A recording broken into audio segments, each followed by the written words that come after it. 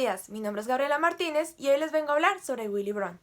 Para empezar, Willy Brandt fue un gran estadista y un gran hombre, según nos cuenta la periodista Oriana Fallaci, quien entrevistó a este hombre que fue un claro ejemplo de ser un sujeto adorado por la sociedad, no por el simple hecho de haber sido un gran líder en Europa, sino por la confianza y el ser tan agradable que era con la humanidad.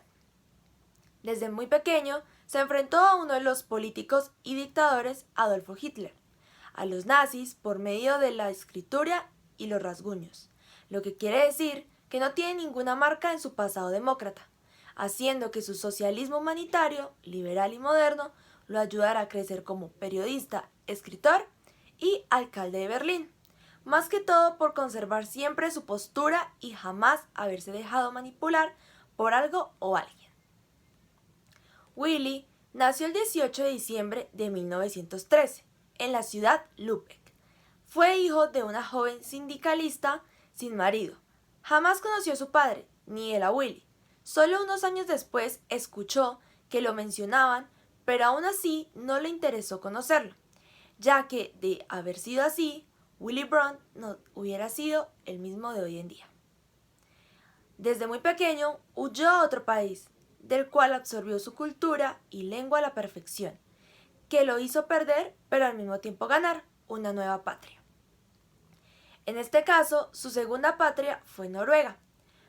Para todos es un secreto ver en dónde termina él siendo alemán para empezar a ser noruego o viceversa.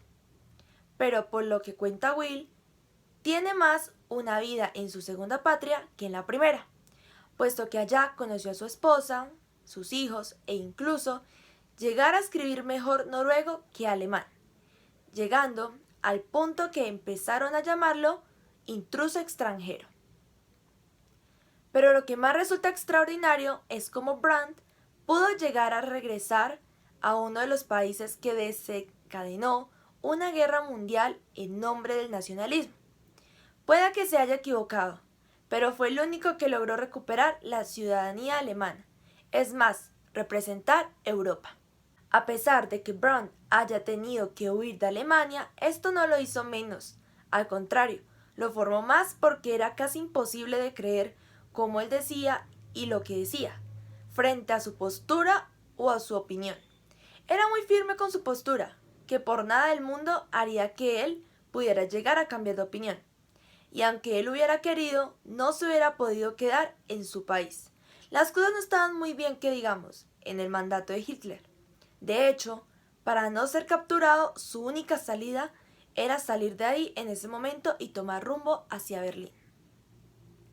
Al volver después de unos años, contaba que el haber ido desde joven a otro país fue una gran ventaja, pues la lengua y la cultura le entrarían muy fácilmente, tanto así que Willy era mucho más noruego que alemán, como se mencionó en principio, ya que él veía su viaje como una forma de perder pero al tiempo de ganar, una nueva tierra que le enseñaría lo que era un movimiento campesino, dándose cuenta que esta era la base de lograr la democracia, de la que tanto hablaba. Y fue así como descubrió que sin arte del liberalismo, el socialismo humanitario jamás hubiera podido existir, aclarando que no por eso dejaría su interpretación como alguien alemán, y mucho menos abandonaría su país. Él seguiría luchando por ella para lograr un país demócrata y una Noruega libre. Y llegó el momento en el que tuvo que devolver el pasaporte, dejar su nacionalidad noruega y volver a su tierra, asegurando que esto no afectaba su comportamiento o sus vínculos personales, pues sabría que en algún momento podría volver a ver a sus amigos, tener de nuevo sus costumbres y lenguajes. Además, un pasaporte no define tu nacionalidad.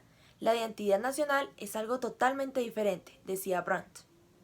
Realmente, él volvió, no por extrañar, sino por ver cómo un pueblo era unido luego de haber cursado por dictaduras y mandatos. Seguían en la lucha por reconstruir una vida basada en libertad. Fue el principal propósito por el que decidió volver a Alemania. La voluntad de quererse ayudar unos a otros, de luchar por un país, de forjar una unión, de ver que aún seguían los valores humanos y morales. más allá de una simple nacionalidad, pues asegura que su estadía allá en Berlín fue la que más dio el futuro de Europa.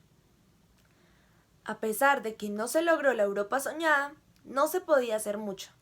Brandt había no olvidado, pero sí considerado casi imposible una Europa, junto a los Estados Unidos por infinidad de cosas.